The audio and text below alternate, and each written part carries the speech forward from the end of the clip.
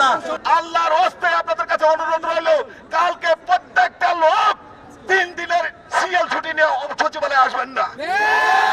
বাংলাদেশ সচিবালয় কর্মকর্তা কর্মচারী সংযুক্ত পরিষদ নুরুল ইসলাম সভাপতি, মুজাহিদুল ইসলাম মহাসচিব, কিন্তু আপনারা অনেকেই দেখছি বারবার প্রেস রিলিজ করার সময় এই নামগুলি আপনারা ইউজ করেন না।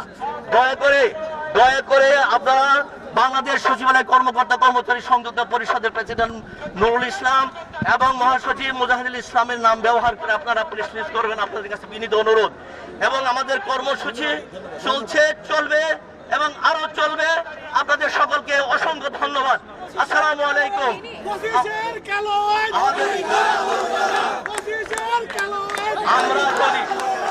আমরা যদি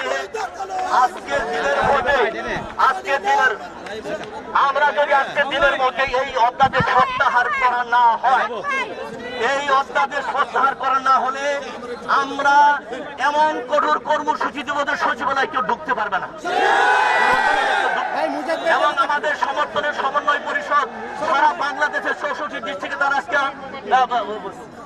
তারা তাদের অফিসে অবস্থান কর্মসূচি পালন করতেছে, শিক্ষা ভবনে অবস্থান কর্মসূচি পালন করতেছে, সমবায় ভবনে অবস্থান কর্মসূচি পালন করতেছে।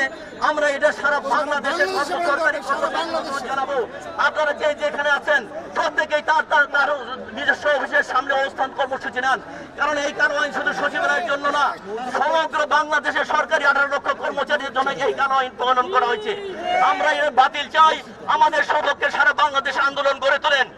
আমরা কর্মকর্তা কর্মচারীর কাছে বিশেষভাবে অনুরোধ জানাচ্ছি, আজকে আপনারা 4টার মধ্যে যদি এই প্রজ্ঞাপন প্রত্যাহার করা না হয়, আল্লাহর হস্তে আপনাদের কাছে অনুরোধ রইল, কালকে প্রত্যেকটা লোক 3 দিনের সিএল ছুটি নিয়ে সচিবালয়ে আসবেন না। কোন লোক যেন আজকে আমাদের এই কর্মসূচি আগামী দিনের জন্য আপনারা প্রস্তুত থাকেন। প্রত্যেকে 3 দিন ছুটি নিয়ে আপনারা সিএল ছুটি নিয়ে বাসায় বসে